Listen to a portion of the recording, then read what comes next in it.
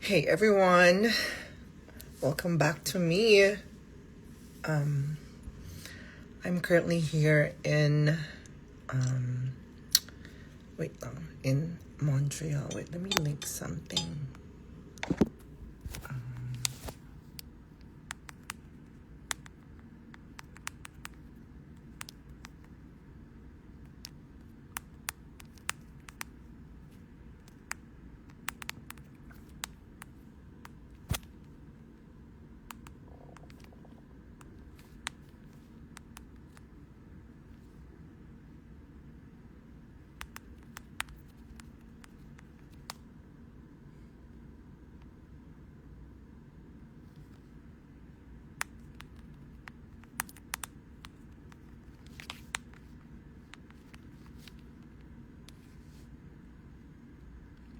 Ayan, bigla akong nawala, 'di ba? Bigla akong nag-type. Guys, we are nominated for Awit Awards 2026. My baby, Walang Kaba, is nominated for Best Dance Electronic Recording. This is crazy. Oh my God, I am...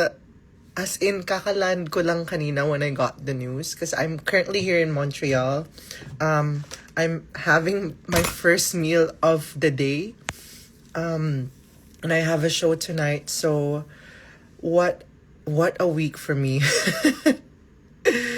Grabe, thank you to all the Walang Kaba enjoyers. This is for us. She was a slow burn and now she's getting the recognition that she deserves. I'm excited. I'm excited for Miss Walang Kaba kasi meron akong narinig from the grapevine na may mangyayari this year for Walang Kaba. May narinig ako from the grapevine. So, abangan nyo na lang yun. And yeah, I'm really excited for Walang Kaba this year.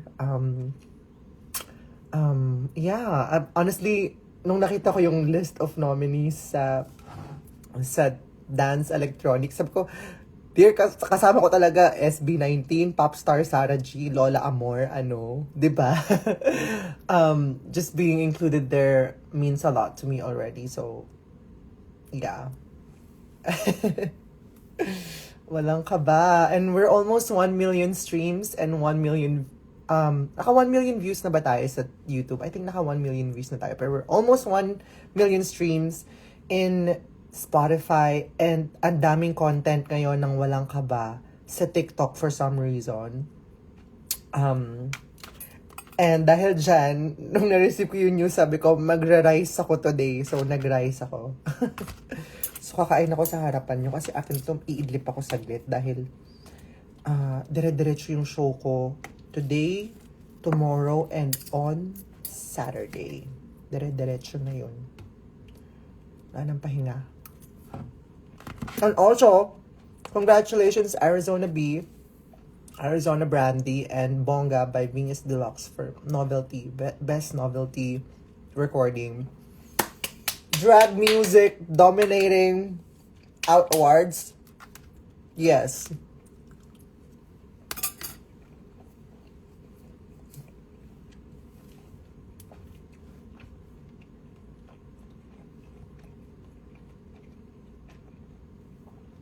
Above next.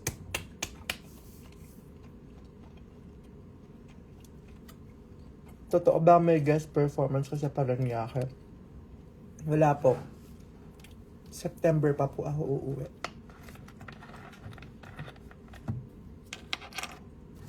Anong oras na dyan? It's 12 midnight. Oo nga, puro runner-up. Puro runner-up ang mga nominees.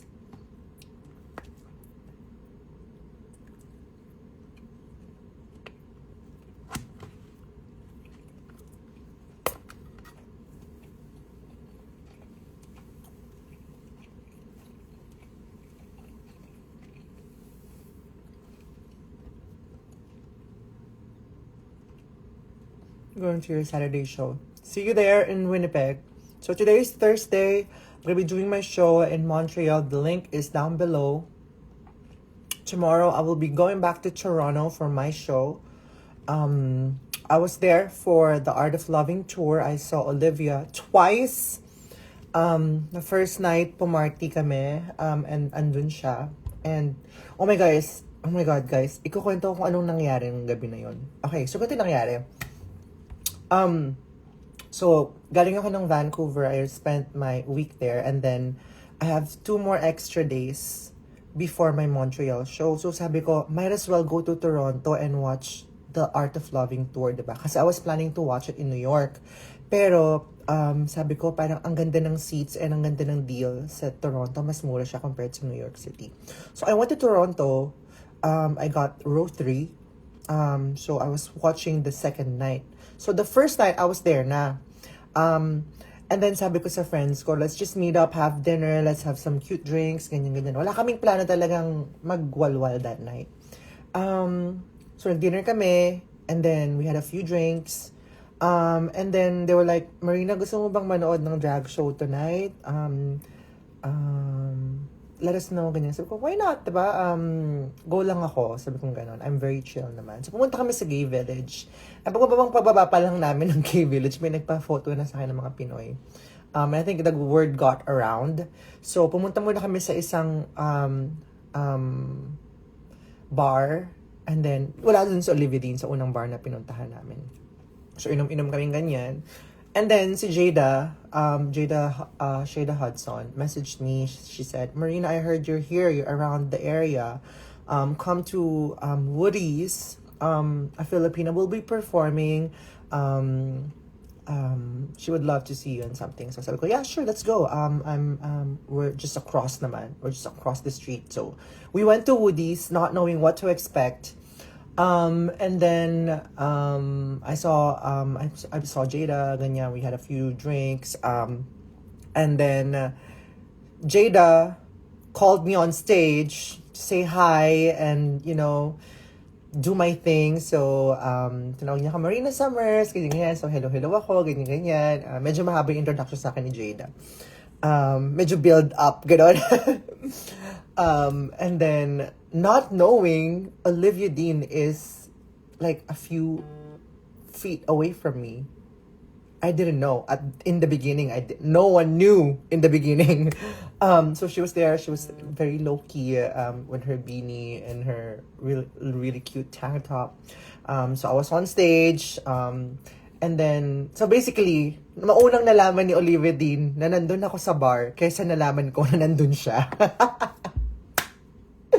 Oh my God! And then I went to the side and I was partying and naaninag ko yung silhouette niya. Sabi ko, wait, this can't be Olivia. And then we checked, it's Olivia Dean. Pero hindi namin siya ginulo, kasi I really know the feeling.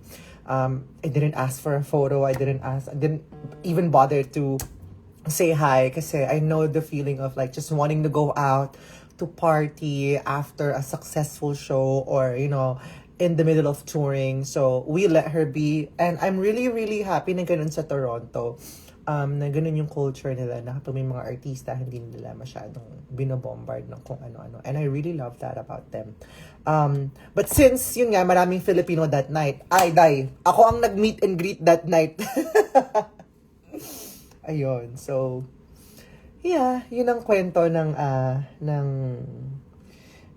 encounter namin ni Olivia Dean. And then the following day, I saw her on stage naman. And then I will be posting my stories na today for that.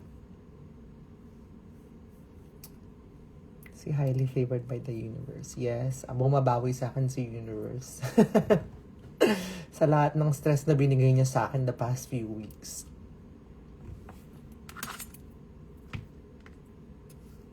Kain muna ako.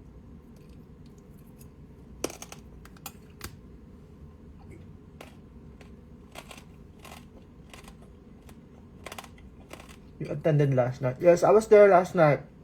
I was in front.